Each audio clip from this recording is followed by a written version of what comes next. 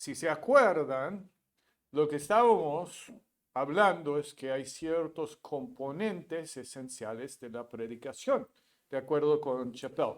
Y nosotros habíamos hablado de la unidad y habíamos usado una cita de Haddon Robinson, y recuerda que Haddon Robinson asemeja un sermón a una silla, que tiene un banco y tiene patas, pero todo es una cosa, hay unidad.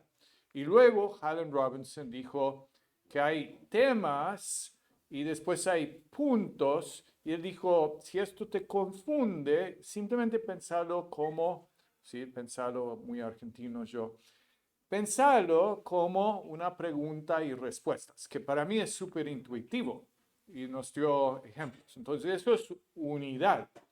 Y luego vimos el segundo componente, que es propósito, es decir, que la unidad no solamente es una cosa, sino que es una cosa que sirve para algo, tiene una dirección.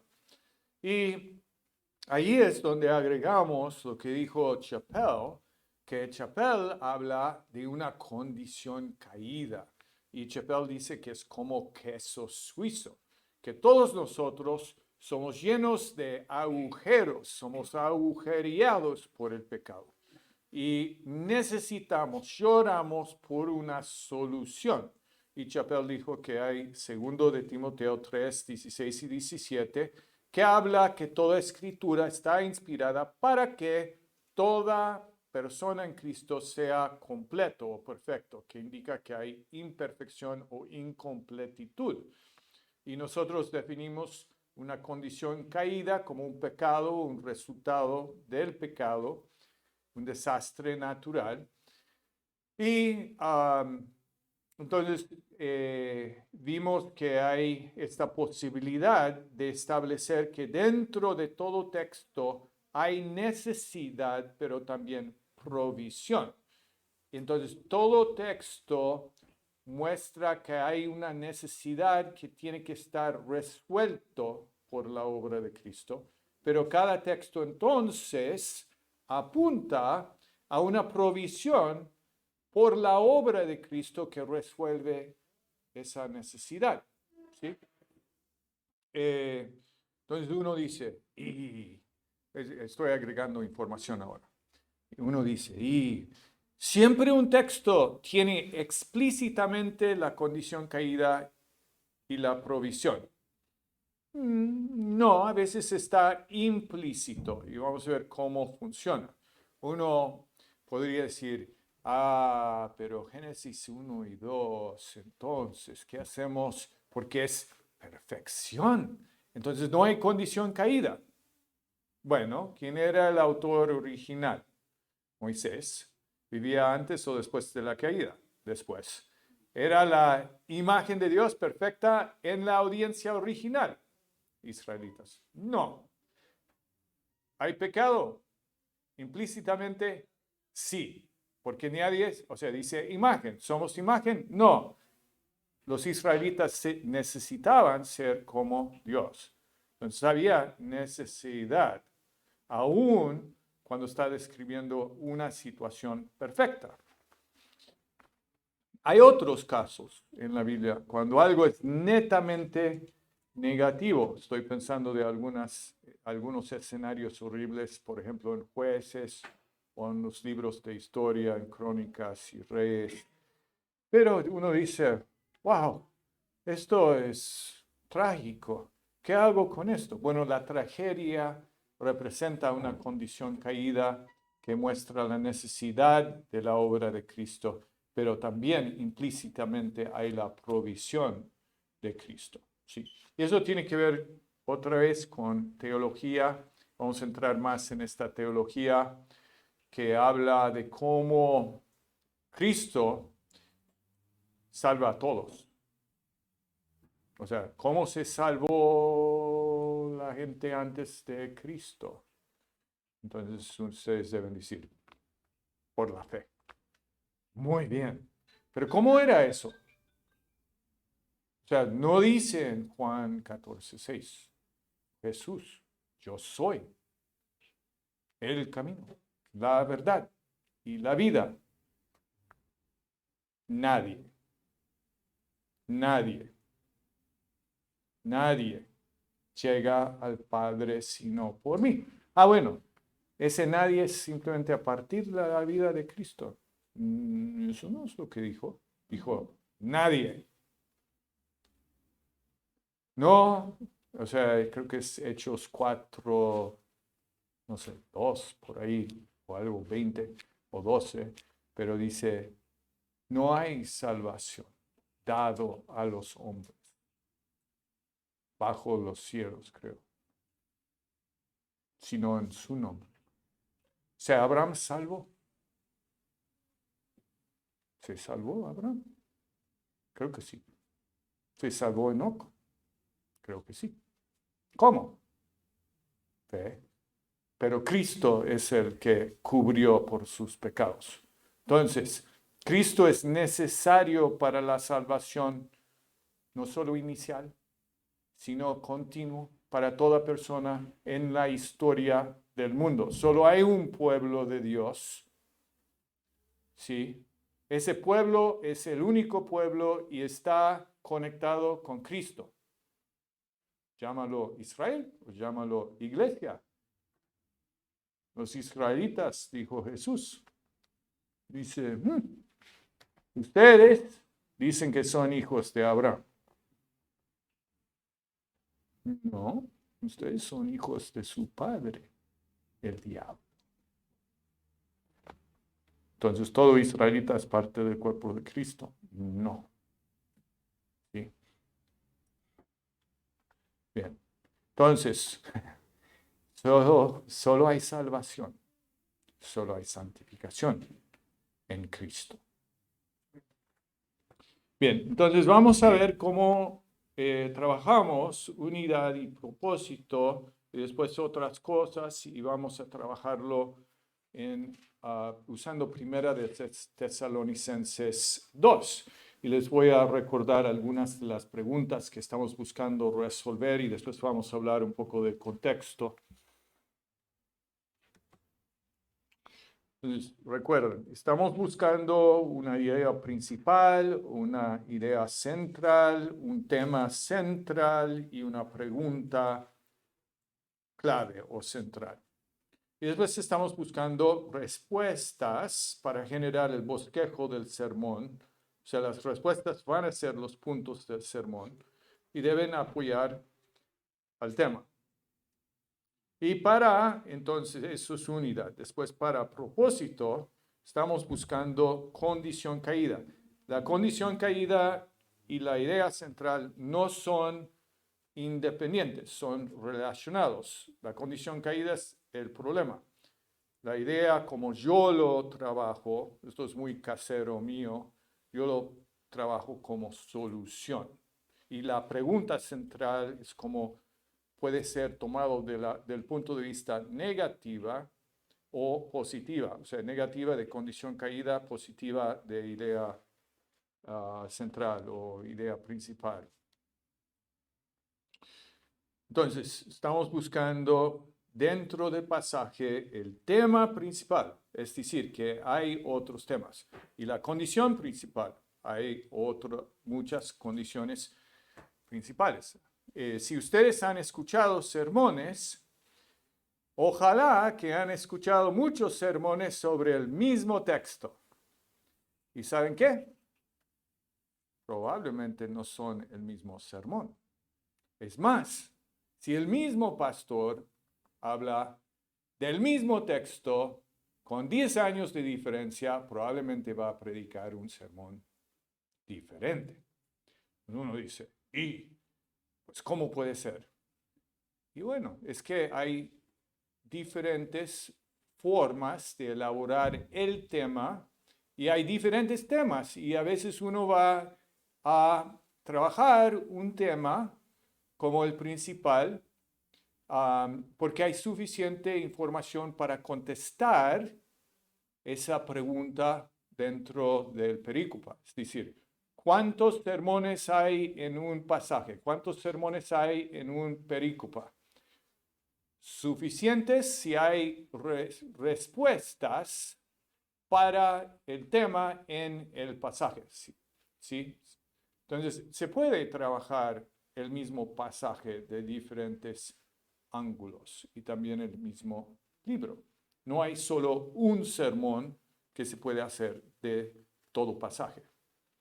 Y si un pastor te dice, yo tengo la única verdad, bueno, es que hay diferentes puntos aquí que están haciendo a veces, pero nosotros tenemos que, como preguntó Víctor, nosotros tenemos que simplificar, porque no se puede decir, o sea, han escrito libros de 500 páginas, de 1000 páginas, sobre secciones muy chiquititas, sobre, por ejemplo, no sé, parábola del buen samaritano.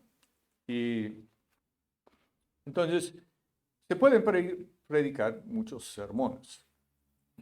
Entonces, tenemos estas dos lentes de Chappell de necesidad humana, que revela este texto de la necesidad humana que requiere la obra de Cristo y la provisión, que revela este texto de la naturaleza y atributos de Dios, que provee la obra de Cristo.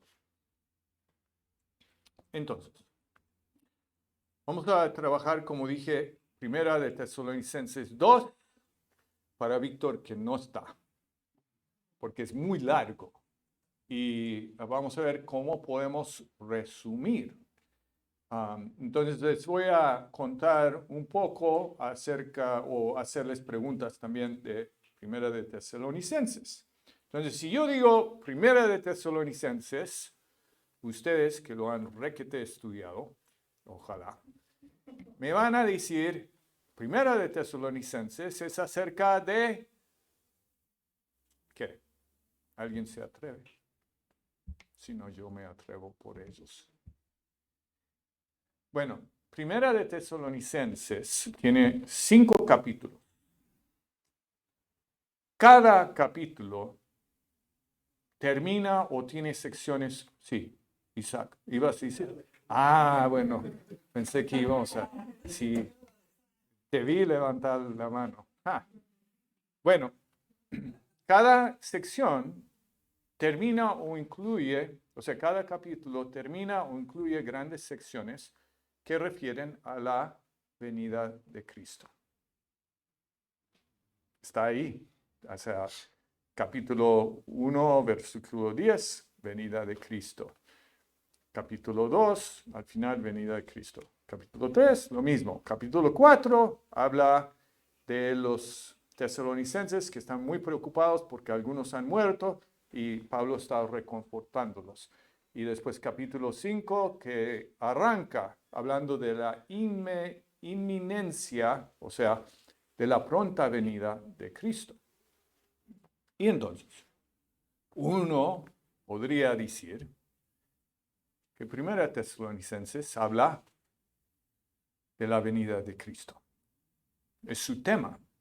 Cristo viene. Y ese hecho debe cambiar nuestras vidas por completo. Porque Cristo viene y esa venida debe ser lo máximo para nosotros. Deberíamos despertarnos a la mañana y decir, quizás viene hoy, y a la noche deberíamos orar, ojalá que vengas pronto, Cristo. Porque esa venida cambia nuestras expectativas, esa venida cambia el rumbo de nuestras vidas.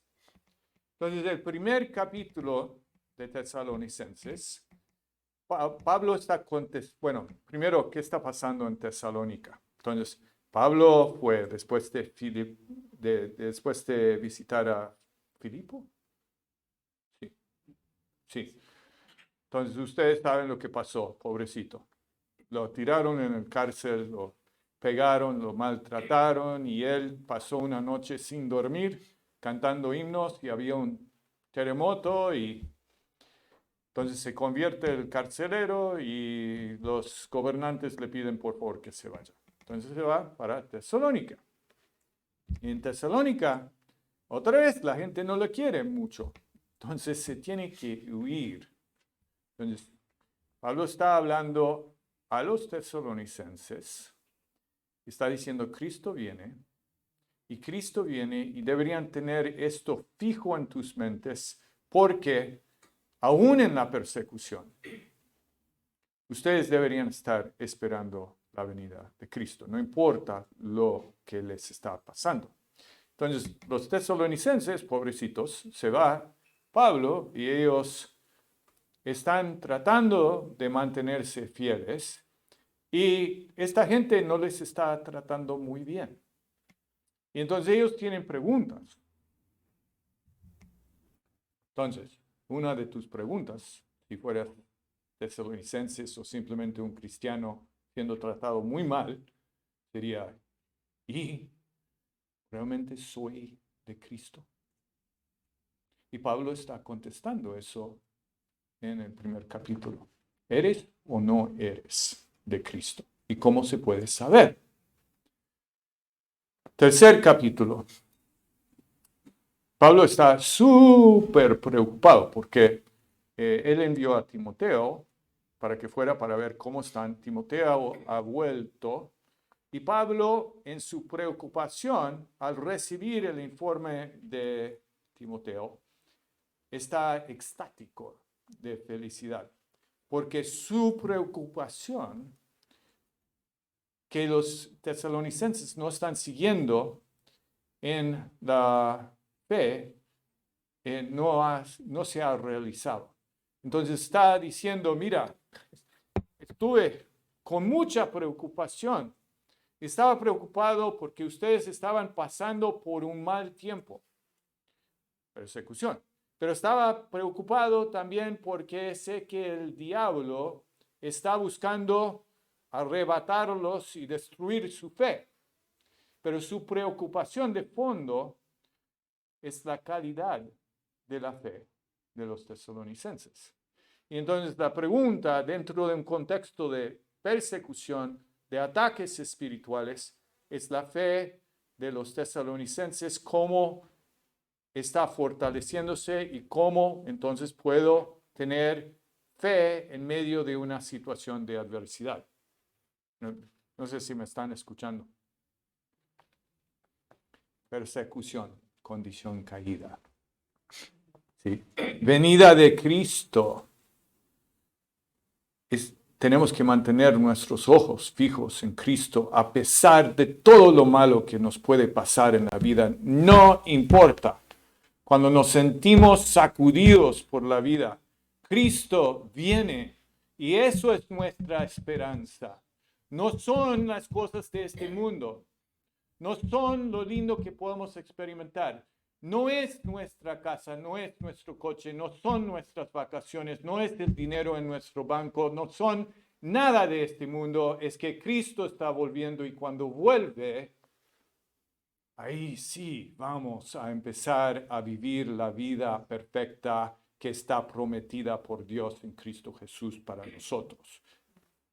Pablo está diciendo, mira, enfócanse en el hecho de que Cristo viene y esto cambia la realidad de nuestras vidas hoy mismo. Entonces, si Cristo viene, tenemos que prepararnos para la venida de Cristo.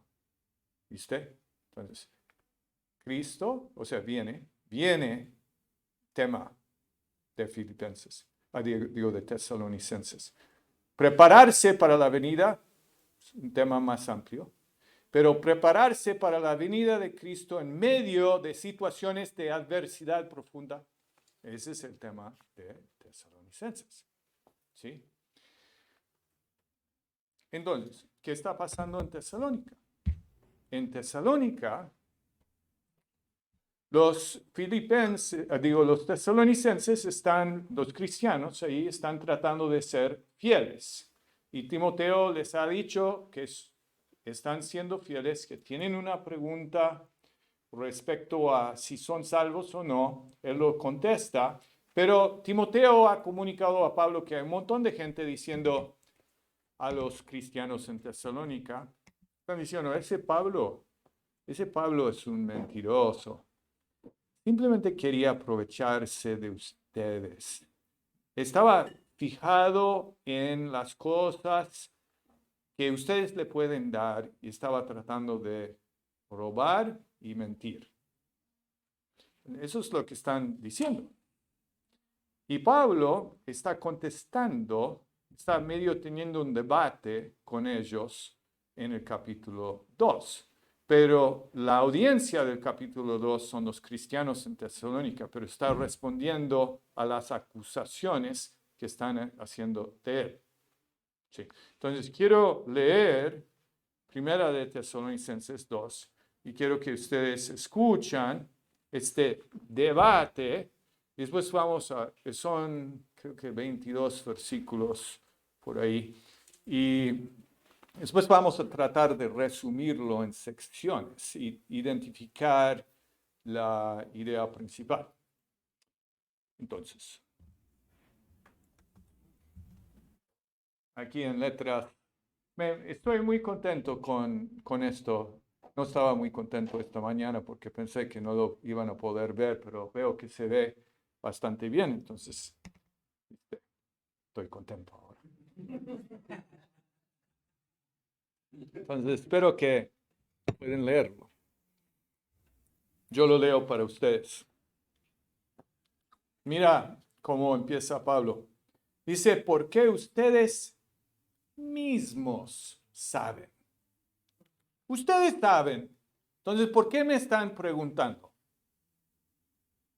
Ustedes saben que nuestra visita a ustedes no fue en vano. Nuestra visita a ustedes no fue un fracaso. Esta gente que me está acusando, ellos dicen que soy un fracaso, que lo que hice y lo que ustedes creen está en vano. Pero no es en vano. Y mi visita no fue un fracaso. ¿Por qué?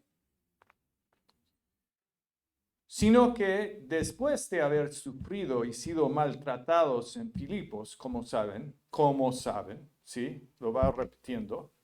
Tuvimos el valor, confiados en nuestro Dios, de hablarles el Evangelio de Dios en medio de mucha oposición, persecución.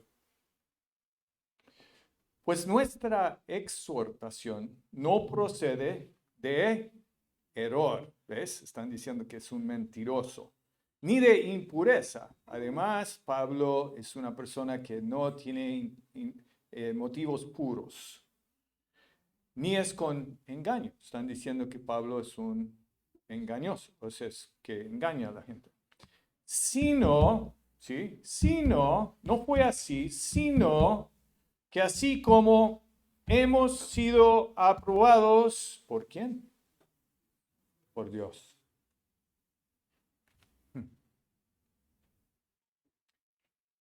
Yo no me tengo que preocupar por los que me están acusando porque yo ya tengo aprobación por parte de Dios. Dios es el que me aprueba, no los hombres. Y Dios es el que sabe mi realidad. Dios es el que conoce mi corazón. Y Él nos probó y nos aprobó. Pasamos la prueba. Pero mis oponentes, los que me están acusando, no. ¿Sí? Para que se nos confiara el Evangelio. Es decir, Dios nos aprobó y pensó que éramos tan confiables que Él entregó a nosotros las noticias más buenas. Nosotros somos confiables para entregar las mejores noticias jamás que han existido. Así hablamos, ¿ves? Yo no miento. Yo te digo la verdad. Y esto es confiable. Y es confiable porque Dios dice que es confiable. Así hablamos, no como agradando a los hombres, sino a Dios, que otra vez examina nuestros corazones. O sea, está diciendo, mira, yo no tengo que defenderme, porque Dios ya me miró, Dios ya me probó, Dios ya me entregó el Evangelio y Dios ha examinado mi corazón y pueden preguntar a Dios si yo tengo la razón. Después se repite de saber, porque como ustedes saben, nunca fuimos a ustedes con palabras lisonjeras, que yo no sé qué significa en español, pero tengo otras traducciones para explicar. Palabras para engañar, lisonjeras o palabras fáciles, ¿sí? Aduladoras. Yo no fui para decirles, mira, qué bueno que eres para que yo obtenga gloria de los hombres, ni con pretexto para sacar provecho. Escuchan las acusaciones, ¿sí? Pablo simplemente quería sacarles un poco de plata. Y después dice otra vez, lo repite, Dios es testigo, ¿sí? Tampoco buscamos gloria de los hombres, ni de ustedes, ni de otros, aunque como apóstoles de Cristo hubiéramos podido imponer nuestra autoridad. Está diciendo, ustedes saben cómo vivimos, ustedes saben, y de todas formas Dios nos aprobó porque nosotros vivimos ante Dios y entonces nuestros acusadores no tienen forma de acusarnos de nadie si quieren, ellos están peleándose contra Dios porque Dios tiene una opinión diferente a la de ellos. Entonces, ven lo que Pablo está diciendo. Yo agradé a Dios cuando estuve con ustedes. Y Dios es el que sabe. Y yo viví ante de Dios para agradarlo. Entonces, es muy fuerte eso, que nosotros tenemos que vivir para agradar a Dios. Y si Dios nos apruebe, no tenemos que preocuparnos por las acusaciones de los hombres. Y después dice, versículo 7, más bien demostramos a ser benignos entre ustedes. O sea, esa palabra es como con mucha ternura, con mucho cariño, como una madre que cría con ternura a sus propios hijos. Está diciendo, ustedes saben cómo nos comportamos, ustedes vieron cómo actuamos, teniendo así un gran afecto por ustedes. Nos hemos complacido en impartirles no solo el Evangelio de Dios, sino también nuestras propias vidas, porque llegaron a ser muy amados por nosotros. Llegaron a ser tan queridos. Nosotros te queremos y te queríamos de una forma diferencial. Y ustedes vieron cómo nosotros actuamos con ustedes.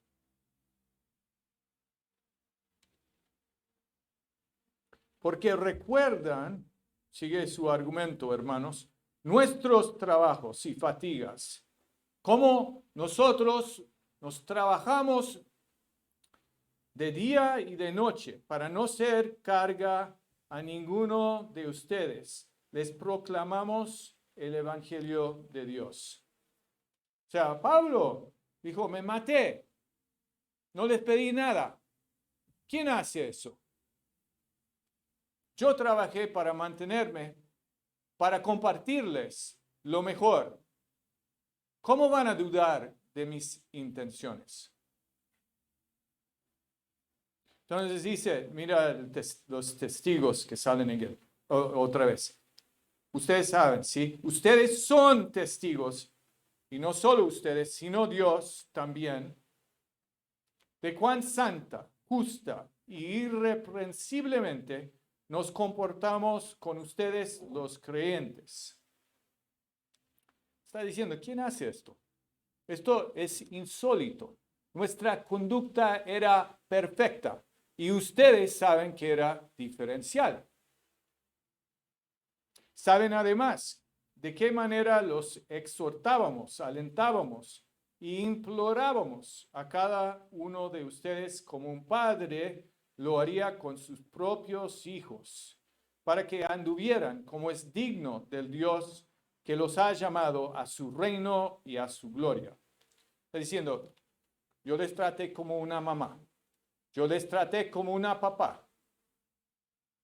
Mira los acusadores, ¿cómo te tratan? ¿Te tratan como un mamá y papá? ¿No son ellos los que te están golpeando? ¿No son ellos los que te están manipulando? ¿No son ellos los que te están mintiendo? ¿No son ellos los que tienen las intenciones malas? ¿Sí? ¿No son ellos los que te están diciendo palabras para sacar gloria para ellos mismos? Pero nosotros no, porque nosotros caminamos como es digno de Dios, porque sabemos que somos llamados a su reino y a su gloria. Por eso también nosotros sin cesar damos gracias a Dios de que cuando recibieron la palabra de Dios, que oyeron de nosotros, la aceptaron no como palabra de hombres, sino como lo que realmente es la palabra de Dios, la cual también hace su obra en ustedes los que creen. Entonces, ¿qué está diciendo Pablo? Está diciendo, mira, primero, nosotros fuimos aprobados por Dios, agradamos solo a Dios. Segundo, ustedes saben que nuestra conducta era diferencial, que nosotros le queríamos tanto y nadie les quiere de esa forma. Entonces, ustedes saben que Dios nos aprobó, ustedes saben cómo nos comportamos nosotros y ahora quiero que vean cómo ustedes cambiaron ustedes.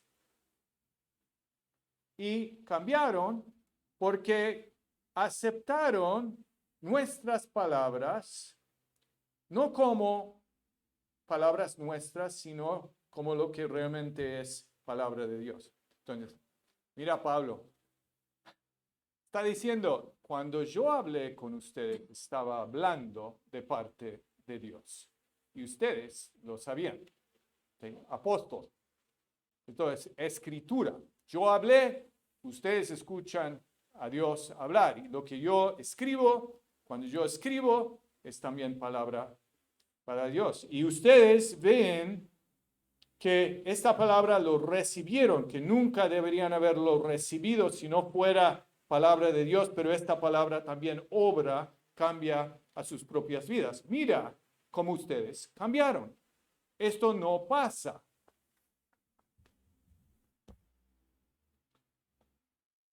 Y dice, también mira que no pasa tu comportamiento, mira cómo actuaron.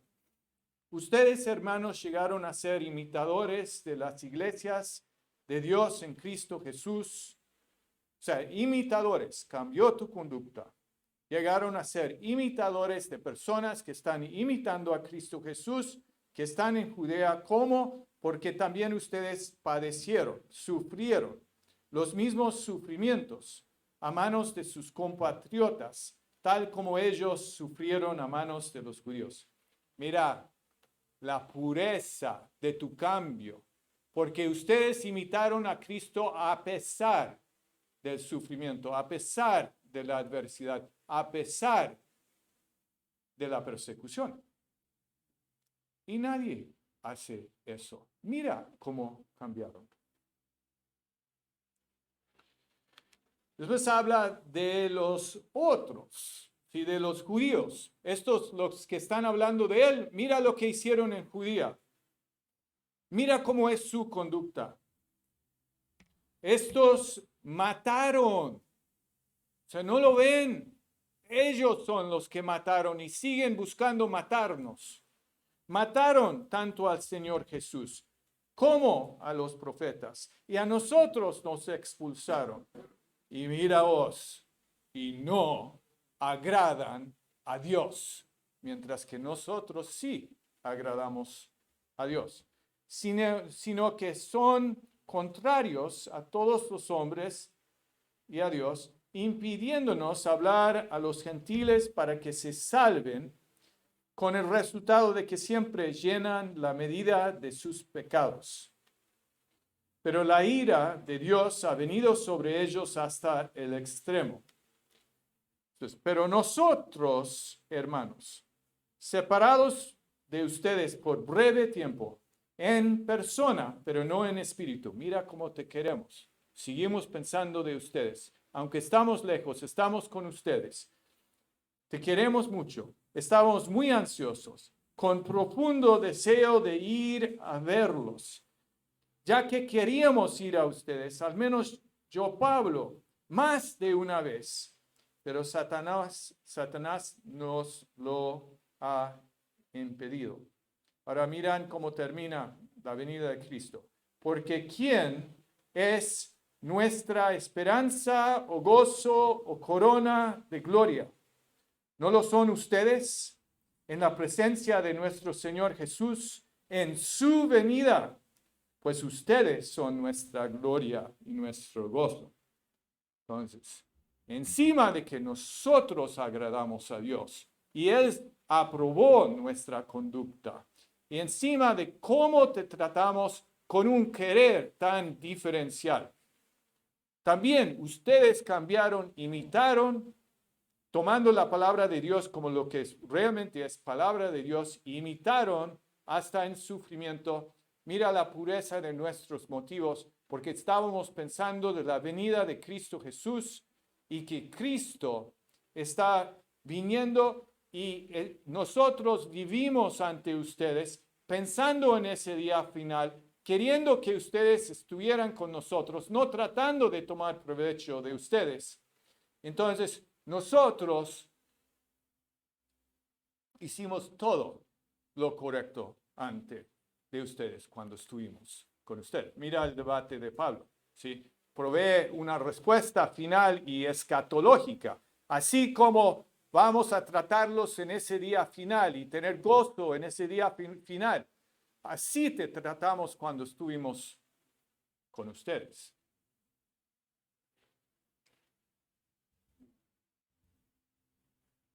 Entonces, volvemos al versículo 1. Aquí voy a tratar estoy como dándoles estoy enseñando cómo se hace ese tema principal. Entonces, Pablo dice, ustedes saben que nuestra visita a ustedes no fue en vano, no fue un fracaso. ¿Qué es lo opuesto a fracaso? Exitoso. Nuestra visita ante ustedes fue exitoso. Y fue exitoso por estos motivos. Buscamos aprobar a Dios, agradar a Dios y Dios nos aprobó. Buscamos amarles de una forma que solo Dios les ama. Ustedes cambiaron y creyeron la palabra como viniendo de Dios y ustedes imitaron hasta en sufrir y nosotros teníamos motivos puros porque queríamos estar con ustedes cuando vuelve Jesús. Queríamos que ustedes estarían con Jesús. Entonces fuimos exitosos, no un fracaso, como dicen nuestros oponentes. Ustedes podrían decir, mira vos, John está diciéndonos una pista, mira, es una palabra, éxito. Entonces, ¿quieres ser exitoso en tu vida? ¿Realmente? ¿Quieres ser exitoso? ¿Qué es el éxito? Pablo lo definió. Éxito es ser aprobado por Dios. Éxito es amar profundamente con ternura y cariño al pueblo de Dios. Éxito es creer que la palabra de Dios es de Dios, no de hombres. Éxito es imitar a Jesús, aún en sufrimiento extremo. Y éxito es querer que otros pueden estar en ese día final cuando vuelve Jesús. Eso es éxito. Pero mira también lo que dice, que en nuestra visita, ¿qué estaba haciendo Pablo? Estaba de misión. Pablo tenía una misión. Entonces, podemos ajustar un poco el tema. ¿Quieres ser exitoso en la misión a la cual Dios te ha llamado en tu vida?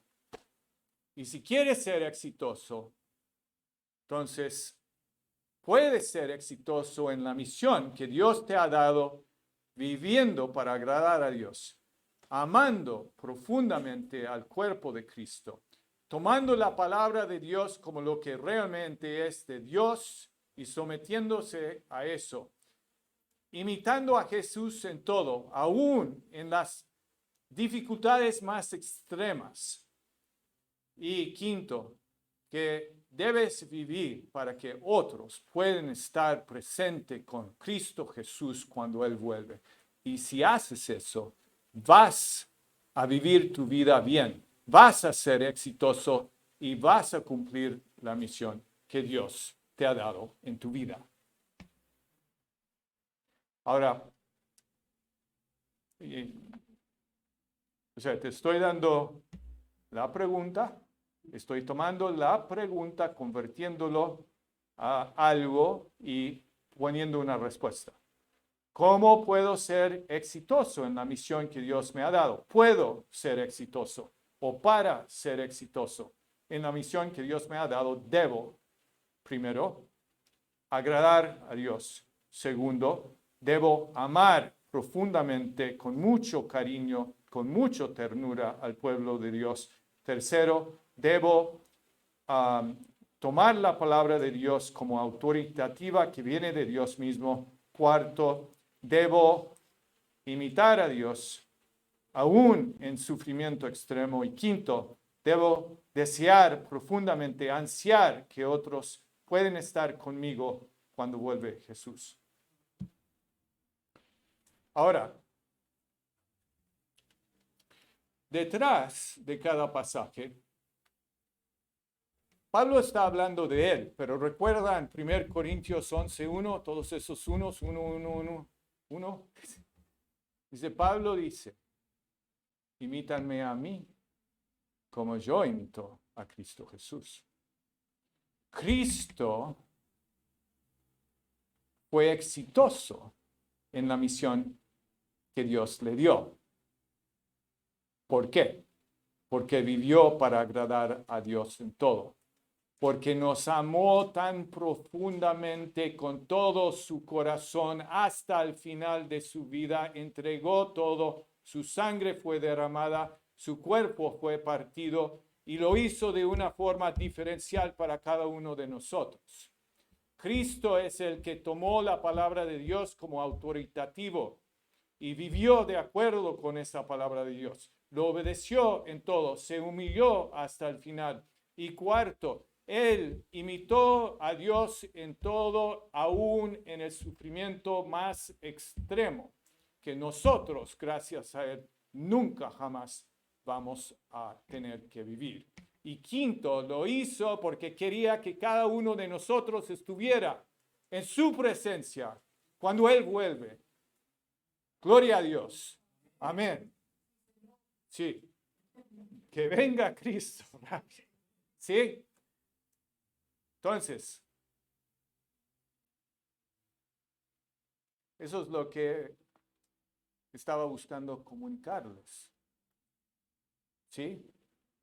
Esto es lo que hace para identificar el tema de un pasaje y ponerlo en una pregunta y poner respuestas.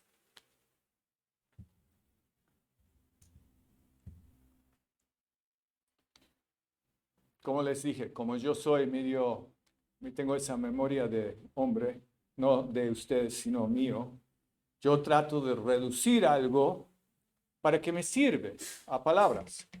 Entonces, ven esta progresión. Entonces, ese es todo el sermón. Son 6 palabras.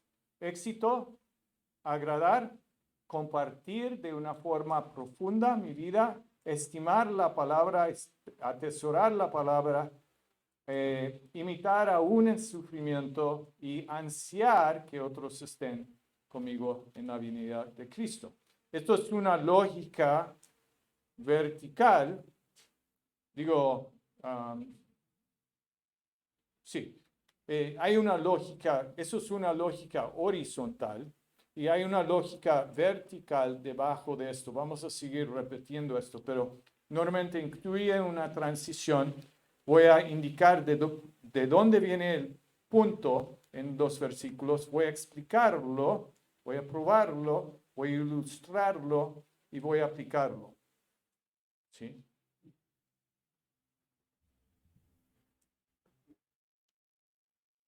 Entonces esto es como un resumen y vamos a ir bajando un poco más como hice recién. Entonces la pregunta clave que vamos a ampliar en la próxima diapositiva, una posible pregunta clave es ¿cómo puedo ser exitoso?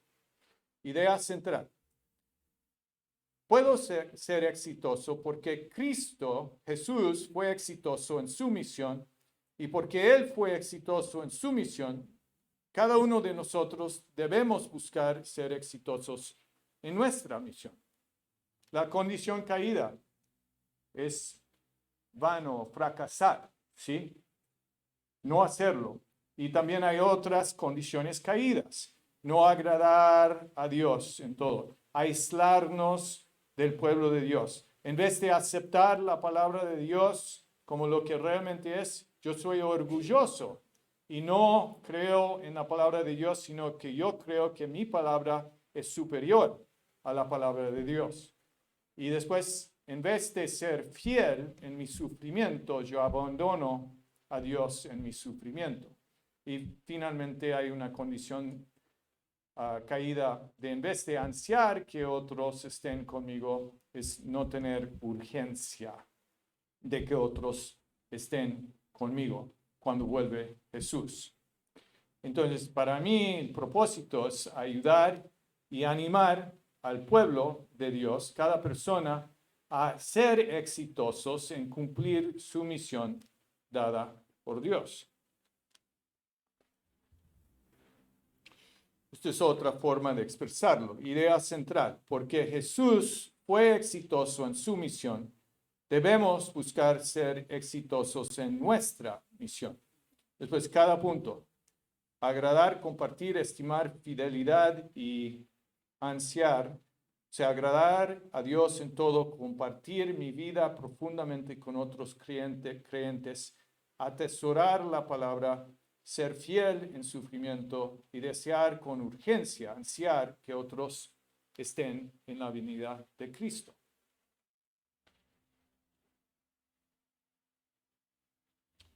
Vamos a volver a la presentación después de que trabajamos un poquito más otras cosas. Entonces, pregunto. ¿Alguna pregunta? ¿Pudieron más o menos seguir lo que estaba buscando hacer? ¿Sí?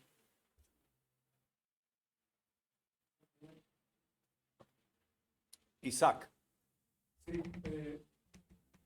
el mismo expositor de este pasaje, 10 años antes o 10 años después, también podría ser el tema, cómo distinguir falsos maestros de verdaderos maestros. Por ejemplo, sí. ¿Cómo saber que un maestro es fiel a Jesús, por ejemplo?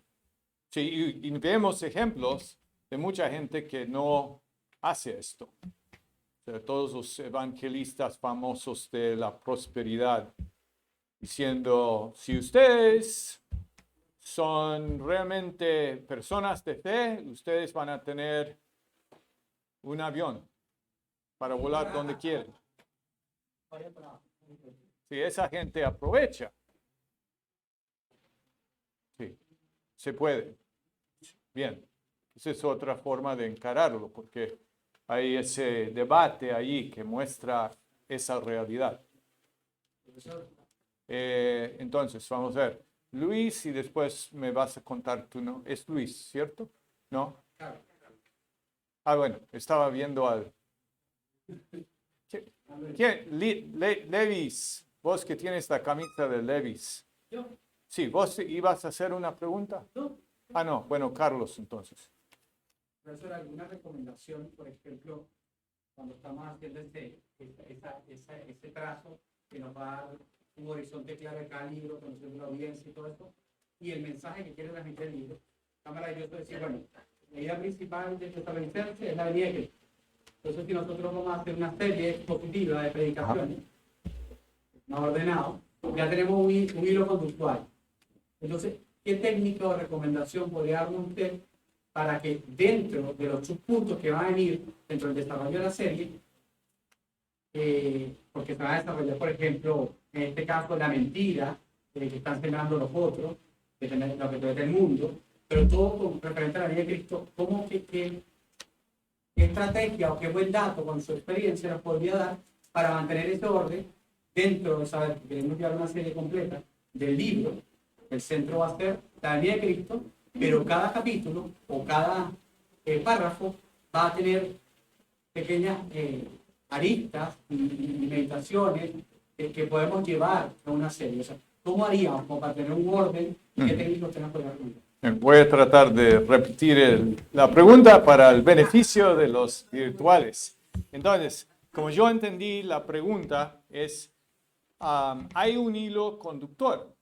Y el hilo conductor en Tesalonicenses es la venida de Cristo. Sí, lo que dije antes, que tenemos que prepararnos para la venida de Cristo, aún en situaciones de adversidad y sufrimiento extremo, incluyendo persecución.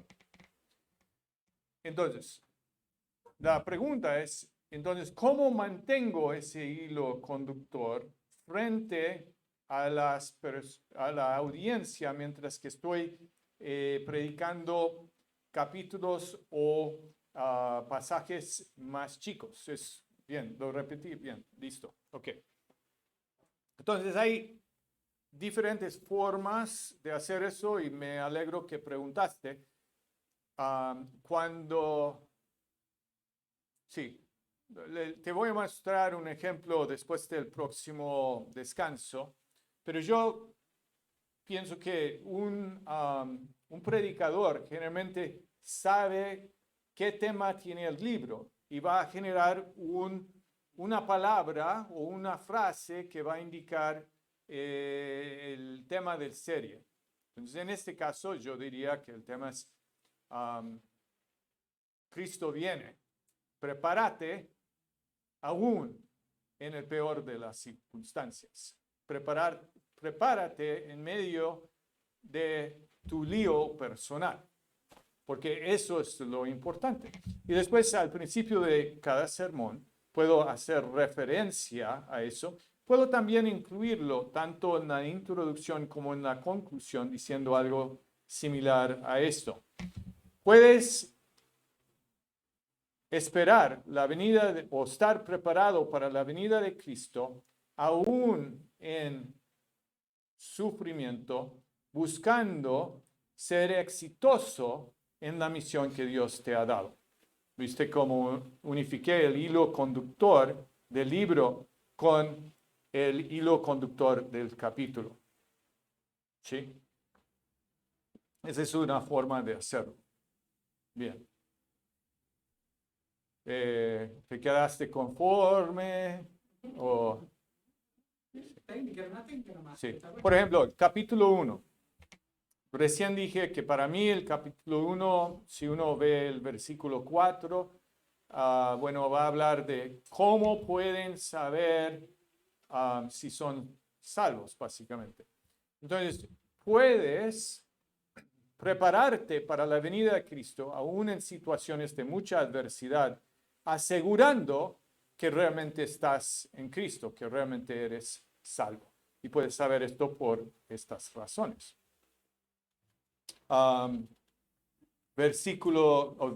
Capítulo 3. Puedes prepararte para la venida de Cristo, aún en situaciones de mucha adversidad, teniendo una calidad de fe alta. ¿Sí? Gracias por la pregunta. ¿Vos cómo te llamas? Jorge. ¿Cuál era la pregunta, Jorge?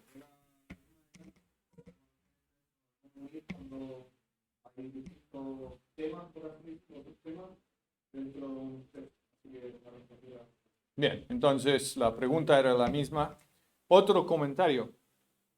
Uno puede hacer lo mismo que recién hice haciendo un sermón sobre todo Tesalonicenses, simplemente que vas a subir de nivel y vas a hablar del punto de cada capítulo, como, más o menos como hice recién. Eso podría ser un sermón al principio de una serie o podría ser un sermón al final de la serie. Quizás lo haría al final para recordar los puntos principales de Tesalonicenses ante la audiencia. ¿Alguna otra pregunta?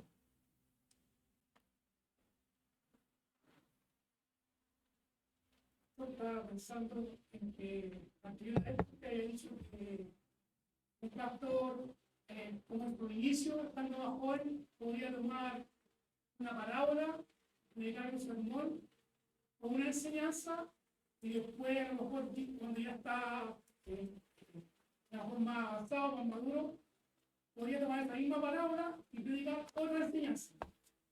Pero comparado con esto, donde hay textos que son como más de instrucción, más doctrina, ¿se puede también hacer eso? Recuerda que es dependiente de dos cosas. Primero, como uno lo expresa, que tiene que ver con la condición caída que determina el objetivo. Por ejemplo, uno podría decir que voy a predicar esta parábola, pero estoy buscando trabajar esta condición caída. Eso podría cambiar el sermón. También, o sea, muchos de los parábolas son muy chiquititos, entonces uno tiene que estudiarlo bien para saber lo que uno está hablando. Por ejemplo, ese campo con la perla, sí. Entonces, uno tiene que estudiarlo bien. Ahora, puede ser también que uno lo estudió mal cuando uno empezó y no predicó un muy buen sermón. Pero hay parábolas un poco más extensos también que tienen varias condiciones caídas dentro de ellos. Sí. Pero recuerdan que debe haber respuestas dentro del pasaje para generar respuestas para esa pregunta principal. Sí. Cómo lo fraseas puede cambiar, pero debería tener una similaritud. Claro, ¿Es Luis? sí, Luis. Sí. Claro, el texto en sí tiene un solo significado. O sea, el libro que para la segunda de primera Tesalonicenses tiene un solo significado, un solo fin, pero podemos usar todo lo que está en medio, ¿cierto?, para transmitir, mirar este fin. O sea, que todo va ligado en el mismo significado. Sí. Y puedo abordar de distintas formas, pero siempre hay que... ahora, no todos van a estar de acuerdo conmigo que el tema principal es esperar la venida de Cristo. Otros van a decir otra cosa. Mi pregunta para ellos sería, ¿hay suficiente información realmente para...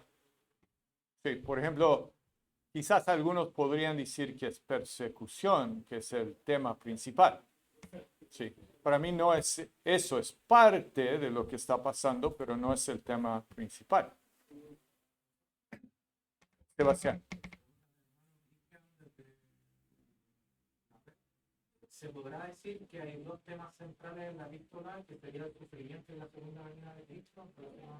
En la epístola sí hay dos temas principales que son el sufrimiento y la segunda venida. Sí, realmente el tema es Cristo viene y nuestro actuar ante el hecho de que Él viene es prepararnos. Entonces, la idea es que Cristo viene, tenemos que prepararnos. Este es para mí el tema principal. Y es uno secundario, pero dentro de eso, que es muy fuerte, es que tenemos que prepararnos aún, o sea, en todas las circunstancias, pero aún en circunstancias malas. Y tenemos que comprometernos a prepararnos aún en esa situación. Aún en el sufrimiento. Sí. Y es difícil hacerlo en el sufrimiento, porque uno tiene que actuar en fe, porque a mí no me gusta sufrir. Yo generalmente digo, ¿por qué me está pasando esto? Me siento aplastado, arrollado, atropellado y me siento horrible y paso toda la noche despierto pensando, ¿por qué me pasó esto? ¿Por qué esta gente está siendo tan mala conmigo? Y no lo paso bien. Pero por eso la fe se muestra y la calidad de la fe se muestra en las buenas, pero también en las malas. Sebastián. Pregunta del hermano Mauricio, ¿es posible mencionar estos otros temas como principales para el capítulo 2, que serían el carácter de un corazón pastoral, el impacto en la iglesia bajo un liderazgo? Espera, porque no puedo recordar. Empieza y voy a repetir para que todos escuchen. Dice, ¿es posible mencionar estos otros temas como principales para el Es posible mencionar estos otros temas como principales para 1 Tesalonicenses 2. Dice, el carácter de un corazón pastoral. El carácter de un corazón pastoral. El impacto en la iglesia bajo un liderazgo fiel. El impacto a una iglesia bajo un liderazgo fiel. La obra y efecto de un liderazgo fiel. Y la obra y el efecto de un liderazgo fiel. Sí, sí, se puede. Pero serían, o sea, yo creo que la pregunta sería, esos podrían ser puntos para desarrollar diferentes predicaciones, pero siempre sostenidos dentro del eje de lo que preguntábamos, o sea, la segunda venida, la venida de Cristo. Sí, para mí el tema es la venida de Cristo y no hablamos de ese tema principal. La pregunta, si lo entendí bien, es si hay suficiente información dentro del capítulo 2 para hablar cómo puedo saber si tengo un corazón pastoral, si hay información ahí. ¿Cómo puedo saber si mi liderazgo es fiel? Si hay información. Yo generalmente lo voy a tratar de ampliar siempre, no solo hablar de líderes, sino de todos. Entonces porque pienso que hay aplicación que tiene que haber para todas las personas en la iglesia. Entonces una persona podría decir, bueno, ese sermón no me habla a mí porque no soy líder. Yo no quiero que se escapan tan fácilmente. Entonces yo en la aplicación voy a decir, mira, si voy a encararlo de esa forma, voy a decir, mira, todos somos líderes de alguna forma porque todos ejercemos influencia. Y voy a crear mis aplicaciones para que nadie pueda decir, bueno, eso, están hablando del pastor o del anciano o de otra persona. Eso es lo que no quieres que pasa cuando predicas un sermón. Entonces, una situación encontrada, porque si decimos que el libro de Tesalonicenses puede tener diferentes ideas principales, estaríamos yendo en contra de lo que queremos hacer desde el principio, que queremos transmitir lo que quería decir el autor para esa audiencia, porque nosotros entendemos que queremos transponer la idea de lo que Dios está diciendo a esa audiencia y podemos predicarlo en nuestra época, con aplicaciones. Pero entonces, si empezamos a decir que también es aplicable para esto o para aquello, estamos como dándole una flexibilidad que hoy día ha permitido y ha permitido que muchos púlpitos estén, o sea, usando la Biblia para hacer charlas preponderantes para subir el ánimo, para motivar.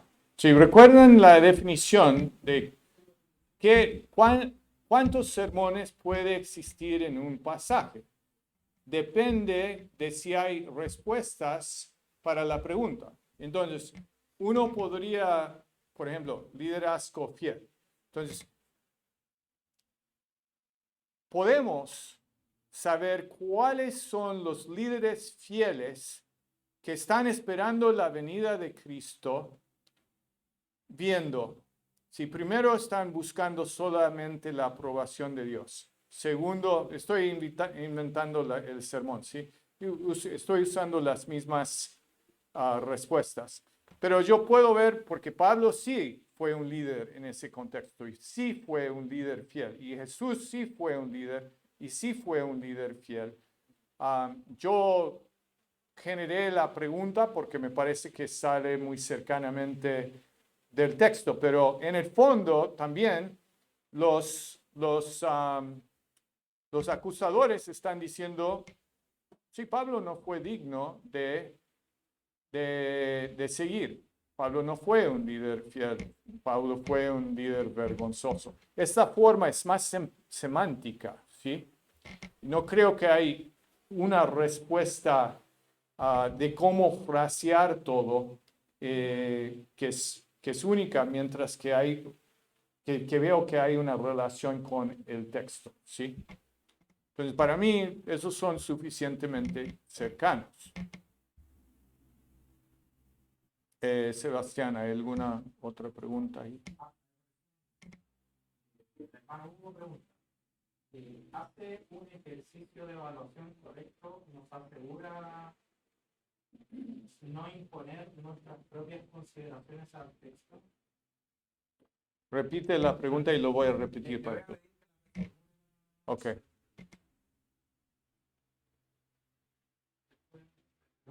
Sí, lo que escuché es que cómo evitar imponer sobre el texto,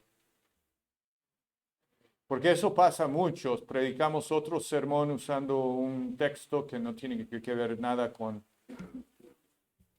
lo que estamos diciendo. O sea, tenían una idea, parece el pastor, y estaban buscando un texto para poder predicar su idea. Sí. Sí. El texto tiene que defenderse a sí mismo, o sea, tiene que ver la cantidad de preguntas, tiene que ver la cantidad de preguntas y que responda el mismo texto, ¿cierto? Esa cantidad de preguntas. Sí. Pregunta y respuesta.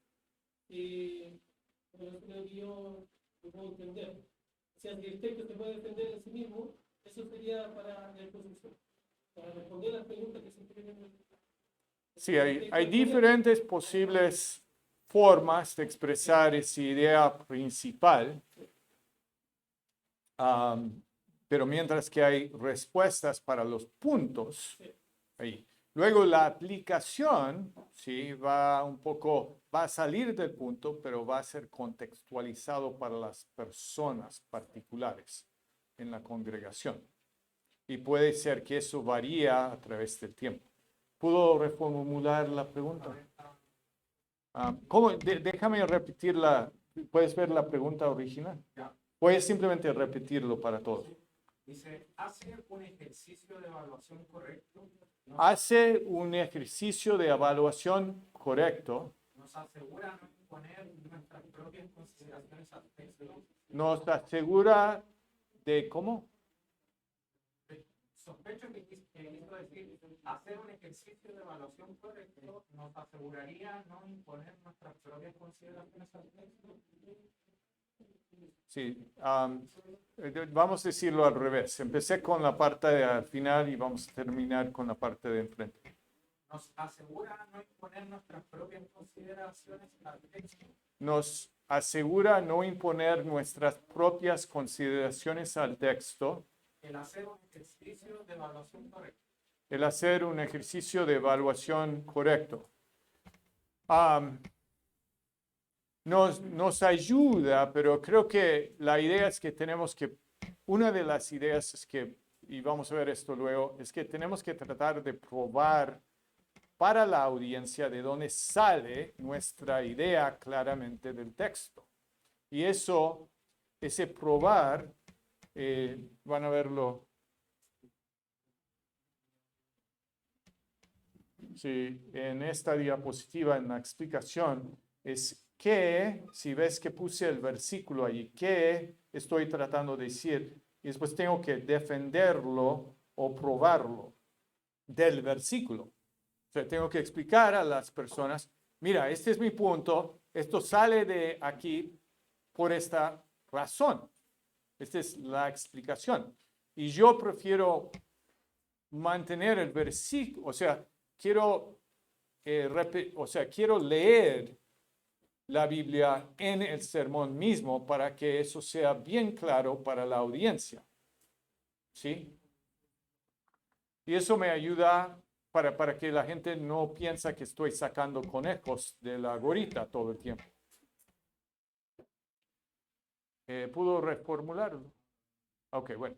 Vamos luego a retomar Pero sí, uno tiene que buscar ser claro de dónde saca el punto. Yo traté de hacer ese ejercicio con ustedes mostrándoles, mira, saqué este punto de este versículo y por eso terminó en el sermón.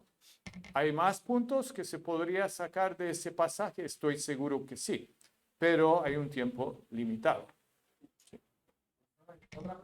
Sí. Mauricio pregunta. Respecto a lo que menciona Carlos, De construir o no distintos sermones del mismo texto. De construir o no distintos sermones de un texto, ¿Es posible tener un mismo mensaje del texto, es posible tener un mismo mensaje del texto, pero diferentes sermones que se apliquen al contexto de la iglesia local? pero diferentes sermones que aplican al contexto de la iglesia local? Yo creo que sí. Eso tiene, o sea, cambia la forma que uno lo explica y también cambia las aplicaciones porque tiene que ver con el contexto. Sí.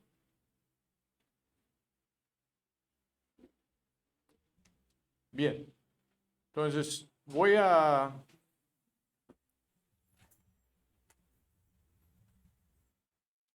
chequear cómo vamos con el tiempo.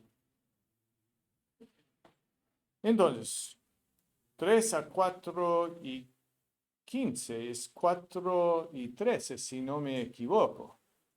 Sí. Entonces, ¿por qué no tomamos ese descanso del coffee break de 15 minutos hasta más o menos las 4:30 y quizás volviendo tenemos la pregunta reformulada si no lo contesté ya? Sí.